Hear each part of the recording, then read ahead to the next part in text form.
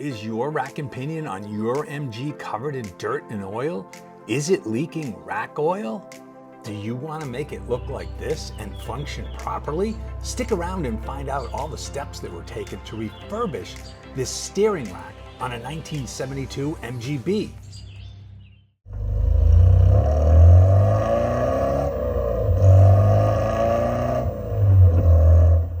Welcome to another episode of Maggie's Makeover.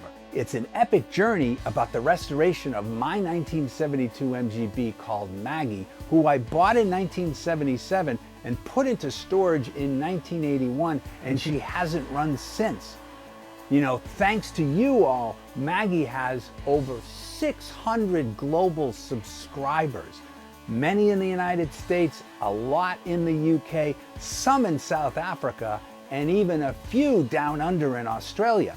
And thanks to you, we listen to your feedback, and there is no more music when Mechanic Steve wrenches. We also listen to the unofficial poll where people voted to retain Studio Steve and Mechanic Steve. So you'll see both of those Steves in the episodes moving forward. All right, so I gotta stop this episode for a brief moment to respond to what Studio Steve just said. Look, the music while I wrench wasn't my idea. It was Studio Steve's idea. And as far as I'm concerned, he's still stuck in the 1970s rock and roll era. But as far as my evil, overeducated twin brother throwing me off the show, that ain't gonna happen. You know, he's never touched one of those pristine tools on the walls of his studio. He's never even worked on a car before. He can't even point to countries on a background. So if it's anybody that's gonna go off this show, it's gonna be Studio Steve. All right, my rant is over. Let's get back to the episode. In our last episode, Mechanic Steve got right to work starting to refurbish some of the front end suspension components, first starting with the front suspension crossmember. In this episode, Mechanic Steve is gonna tackle Maggie's front steering rack. As you remember, it looked like there was a lot of oil leaking from that rack and it needed some tender loving care. So let's head down to the garage and check in with Mechanic Steve as he begins that work.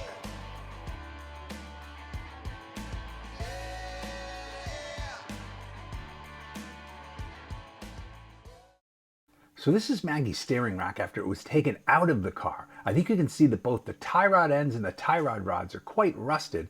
The gaiters, while not ripped, have seen better days, and there appears to be oil leaking out of the rack and pinion itself onto the external surface, collecting dirt, making the rack and pinion just a dirty, oily mess. As we did for the front suspension crossmember, we removed the oil dirt buildup on the external surface of the steering rack by scrubbing it with brass bristle brushes. We then applied some engine degreaser and after soaking, power washed the rack. So this is Maggie's steering rack after it's been degreased, and when we think about refurbishing it, we're going to look at it from two perspectives. Is it mechanically sound? Does it perform its function? What service needs to be done on the rack? And secondly, visually, what does the rack look like? So from a mechanical perspective, the rack and pinion itself is sound in that there is no play. We tested this on the car, and I can test this now, and there doesn't appear to be any play in that.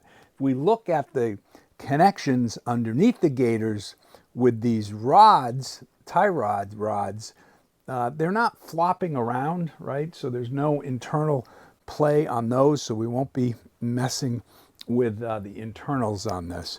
We will be replacing the tie rod ends and these nuts, as well as the gaiters. The gaiters are 51 years old, although they're not ripped. They're not leaking any oil. They're tired, they're old. We're gonna actually replace those. In addition to changing the oil inside of the rack and pinion. So that's it pretty much from a functional perspective. From a visual perspective, we see that we got some rust here in these bolts and in the center section here. I kind of like the nice patina of the silver sections here. We'll probably leave those alone. So on these three sections right in here, We're going to sand them down. I got 2 different grits of sandpaper that we'll use. We'll then clean those sections with some mineral spirits.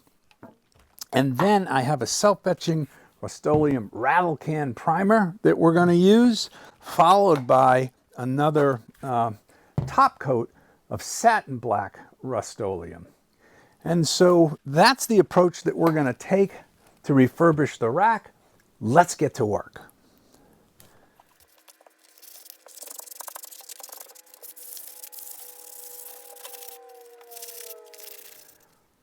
Okay, so here's the rack. You can see we've sanded down both these rods here and the center section here as well. And now we're going to, if I can get these paper towels, we're going to just wipe this down with that mineral spirits to clean it up before we paint it. And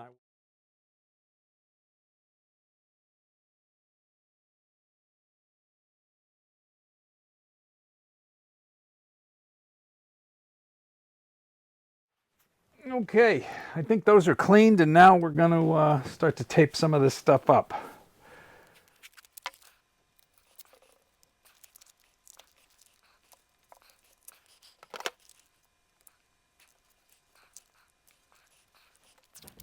All right, so the rack is all taped up, ready to be painted. So here's the rack after the application of 3 coats of the self-etching primer. We waited the required 3 to 4 minutes in between each coat for it to partially dry before putting the next coat on. We're going to let this set up overnight, and then we're going to come back tomorrow and we're going to spray the final coats of the satin black. So here's Maggie's front rack after we applied the 2 coats of the satin black finish. Let's remove this tape and see what the rack looks like.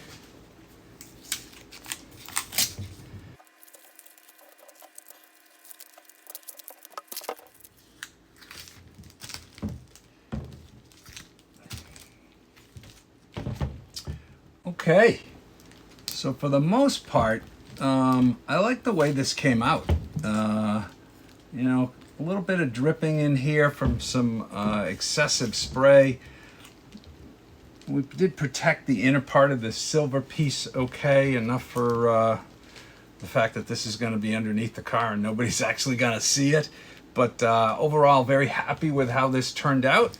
And I think now the next thing to do, given that we have some rust in this top cover, is to remove this and paint this. I'll probably, because I don't have any silver paint, I'll probably just paint this black like I did here. So now we can move on to the more functional aspects of the rack and pinion refurbishment. And that will be in the following order of removing these 2 tie rod ends, which will allow us access to undo these clamps and slide these gaiters off. That'll then be followed by sliding the new gaiters back on and replacing the tie rod ends with these new tie rods and these new locking nuts. Once that's complete, we're going to fill the rack and pinion with new rack oil, this SAE 90 oil.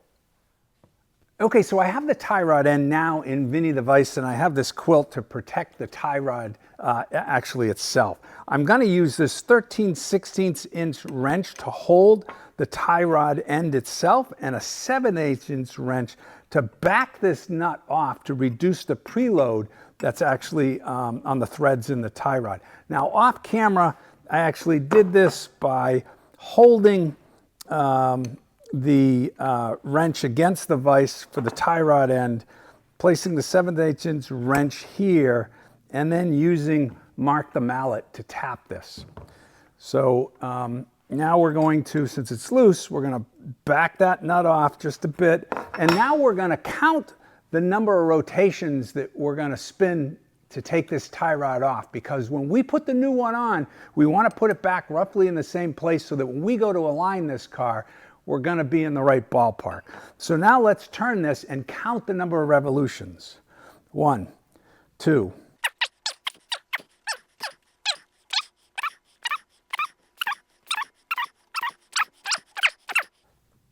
24, 25, 25 turns to take that off. Okay. And now with the tie rod end off, we're going to remove this retaining nut. And interesting, you can see actually the demarcation where the nut was from the freshly painted surface to the non-painted surface. So that'll help us actually locate this nut when we put it back on. Okay, so now with the retaining nut off, we are going to take the gaiters off. There's two clamps on here, and we're going to remove those and slide this gaiter down. Okay, so this actually gaiter is filled with rack oil. So what I've done is I've put a plastic bag around this, hopefully to catch the oil when we start to take this gaiter out. I got some paper towels as well. Poke a hole in here, and let's start undoing the retaining clamps for the gaiter. These are a Phillips head screw. There's actually a retaining nut on the other end of that screw that you have to hold while you turn the screw. We can now pull this clamp apart, slide it actually off of the rack. Same thing on this end. All right, and that one's off. Let me just reach in here and, okay. Now let's bend this back. And the clamp is off. Now let's slide this gaiter off.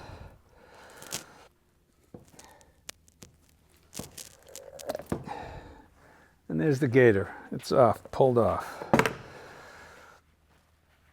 Okay, so not a lot of oil in there actually. Means it was probably low. Let's get this cleaned up, and I think the next part of this will be putting the new gaiters on. First, we're going to slide the clamp on.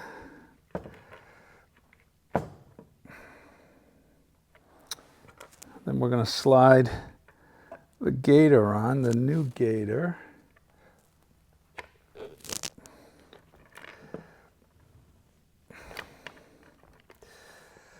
And let's tighten this, making sure that that's seated all the way up there. Before we get to final tightening, I want to make sure that it's seated properly all the way around. It is. Give this a final good tight turns. Okay, so that's that. As you can see by where this was painted versus non-painted, actually I think it goes right here. Take the new one. Got to open it up a bit. Slide that up and on. Put it in roughly the same position.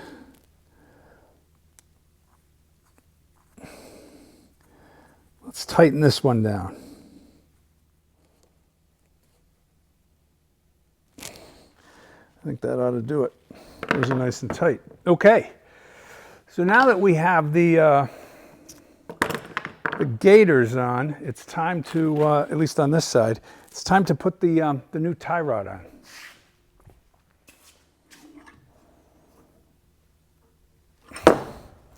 All right, let's start with the retaining nut.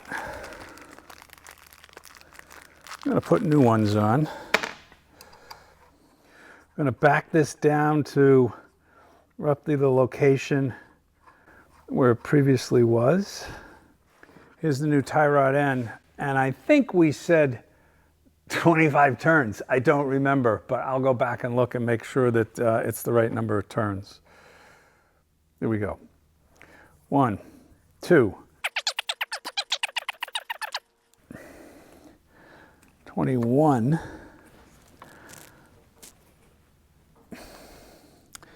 Wow, interesting.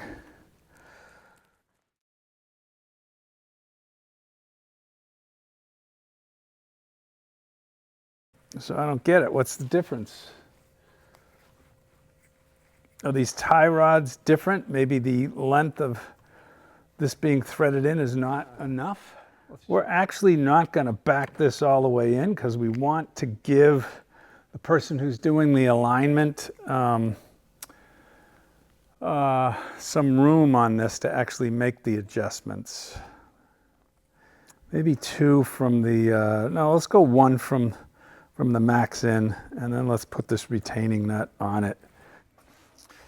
Okay, and now with the second gator on, we're going to put the retaining nut and then also the other tie rod end onto this side.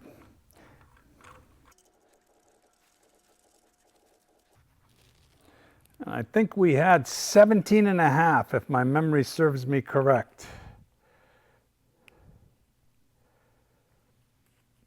That's 1, 2, 17 and sort of a half. Okay. So I've had some time to think about the confusion regarding the tie rod ends, and I've come to 2 conclusions. The first is that because the OEM tie rod end is actually longer, has a longer threaded section than the ones that we're putting on, it's not going to take as many turns on the replacement tie rod ends to put them into position. So I can't assume that I have to put those on at the same number of turns that they came off. We're going to put them on equally a nominal number of turns, and then when we put this rack back in the car, we'll turn them out or turn them in to fit the control arms. The second conclusion I've come to is the fact that the number of turns were different on either side of this could potentially mean that somebody didn't center the rack the last time that they aligned the car. And we'll make sure that we do that when we put this rack back in the car and do the rough alignment.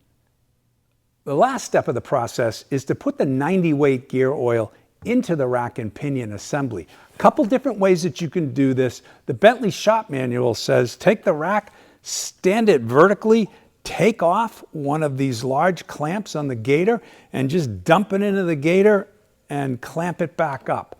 Because I have this rack out of the car, I'm going to remove this top plate.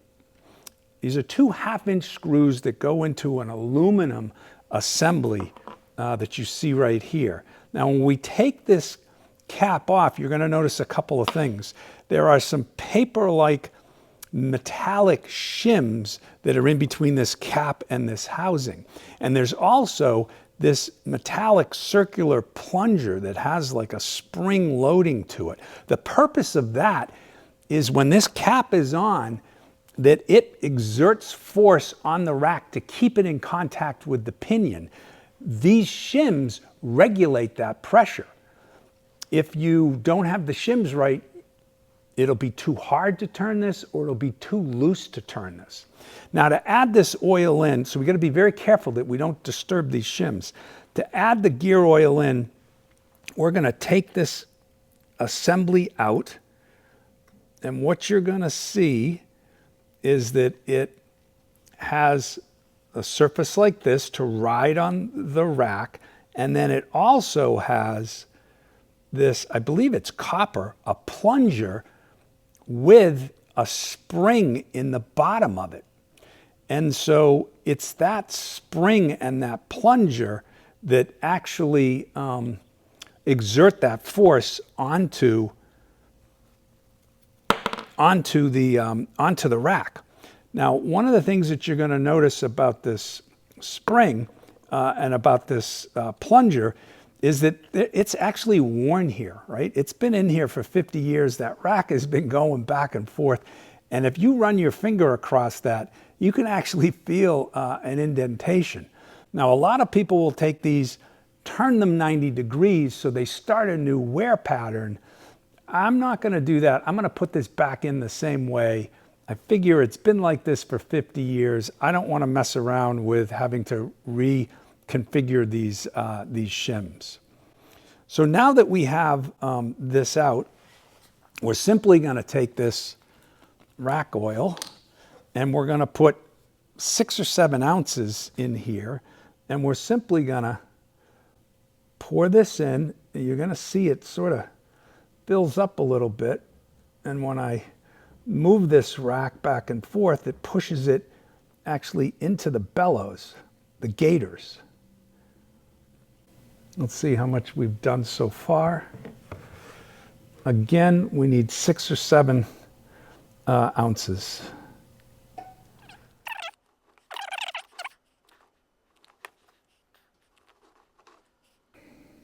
Each time it sort of fills that cavity and then it moves in, and it looks like we're probably right about there on how much we're going to add in. Move that rack back and forth. And now we're going to take this plunger with the spring. There's 2 ways to do this. You can put this back in here like that and put it on again with the wear pattern lined up with the rack. I've decided to do that. Sometimes it will fall out of here when you do that. So I'm going to try to locate this in the center. And then I'm going to try to attempt to drop this on here and have it line up. There we go. You can tell that it's in there because you can see the springiness of it. Make sure the shim goes on the right way. I'm going to put this cap back on, lining it up. I'm going to screw these 1/2-inch bolts back in.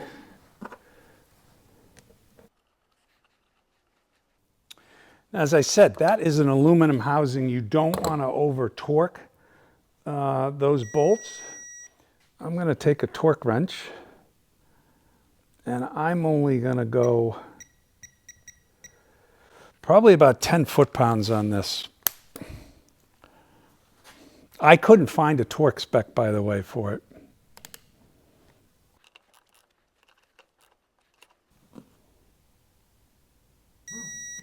That's that one. And that's that one. And so with that, the rack and pinion has now been refurbished and is ready to go back in the car. Hey, guys in the control room, I think Mechanic Steve is making one mistake on how he's refurbishing Maggie's rack and pinion. Can you call him up, get him up on camera down at the garage? I need to speak to him right now before we wrap this session. Oh, who's bothering me now? Jesus, is those people from the studio? I'm trying to get work done. Oh, hey, Studio Steve. Yeah, how are you? Yeah, hey, Mechanic Steve. How's the rack and pinion episode coming along? Yeah. No, I did finish the rack and pinion episode. That's all set to go back into the car. What's going on? So I've been reviewing the content for this episode, and I think you're making a big mistake on the pinion damper pad. You know, with the wear that's on that existing pad, you just can't put it back in the rack and put the thing back together. You got to rotate that 90 degrees to establish a new wear pattern. Well, you know, I actually did order 2 of those small copper-like plungers, right? Because we were going to replace those because of the wear pattern. And guess what? They don't fit. I ordered 2 of them and they didn't fit. So I just put it back in the car the same way that it came out. You know, my daughter's going to be driving this car. I don't want anything to happen to her. I don't want her stranded anywhere. And besides, I just paid $500 to have the front suspension cross member all done over, and I don't want oil leaking on it. Okay, look, I get the fact that your daughter's going to be driving it, and we don't want any more oil to leak on the new cross member that you just refurbished. So I'll just turn it 90 degrees. We'll get a better seal, more pressure on the rack and pinion, and I think it'll be good. Look, no big deal. But hey, promise me one thing: you can't put this in the episode. You gotta leave it out. I got a reputation that I've got to protect, both as a mechanic and an actor. And so can you just keep it on the down low for me, right? Don't worry, Mechanic Steve. It's never going to see the light of day. It's not going to be in this episode. Your reputation as a mechanic and an actor is intact. You can trust me on that and take it to the bank. Okay, I really appreciate that, Studio Steve, and thanks for calling. So that's a wrap for this episode of Maggie's Makeover. You know, Mechanic Steve can be pretty cantankerous and temperamental at times, making me understand what Carroll Shelby must have gone through when he worked with the great mechanic and race car driver Ken Miles to win the 24 Hours of Le Mans race in 1966. Do you have any idea the kind of shit that I had to eat just to get four wheels on that grid? No, you don't, because you don't deal with any of that stuff. Now knock it off, Ken. We got work to do and this car ain't gonna build itself. But at the end of the day, Mechanic Steve got it right. And that's what counts. He's a good mechanic and he's gonna do great things with Maggie moving forward. Stay tuned for our next episode where Mechanic Steve breaks down and refurbishes Maggie's front wheel hubs. Until then, from Maggie and I, happy motoring.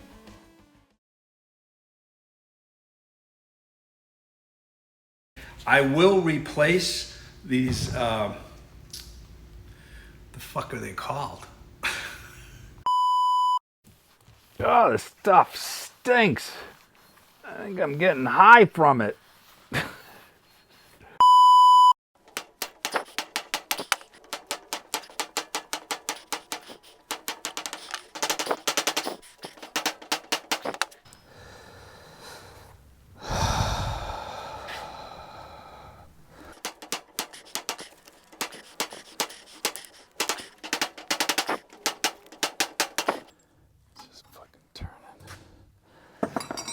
Shut the fucking camera off. This isn't going anywhere. Pro tip, don't paint these things before you get through putting all this stuff on. You're just gonna have to repaint them again.